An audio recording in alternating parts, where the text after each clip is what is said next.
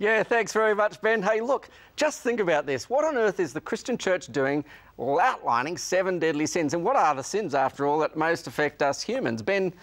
Well, there was an incredible study done in 2009 by the Roman Catholic Church, and they came up with this incredible comparison of the different deadly sins, and they found out this particular Friar Roberto discovered what the most deadly of the deadly was. Oh, and he was a pretty old man. 95 years of age. So. OK, what was the most deadly of all deadly sins? Well, I don't really figure out how they come to this conclusion, but they believe pride is number 1. Pride was number 1. OK, yeah, actually, I read the report just yesterday, and I should have given Ben more notice, Ben. Pride was number 1. It's just absolutely amazing to stop and discover for women. Women struggle with pride more than any other sin in the entire planet. Men struggle with, what do you reckon? Lust. Yeah, it is lust. As you'd imagine, isn't it? Yeah. And so there you go. Men struggle with lust and women struggle with pride. Well, they went to list the sins kind of in order that they surveyed from people who go to confession. What did they conclude from this? That it's a little bit of a mystery. You see, when people go to confession, when they're talking to another human being, a male priest, what are they actually going to talk about?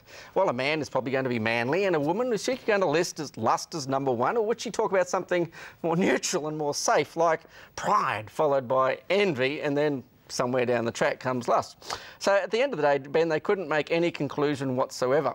So all these different sins are out there, and they're all sort of something that we're all aware about, but how do you know whether or not you're caught up in one or another?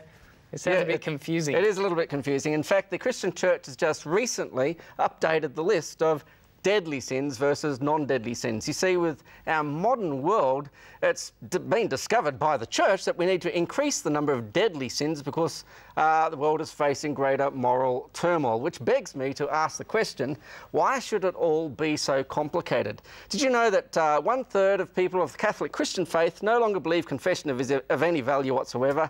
1/10 say, well, it's actually hindering our relationship with God.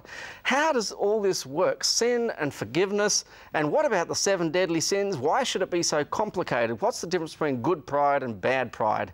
I want to take you back to a simple answer found 3,500 years ago.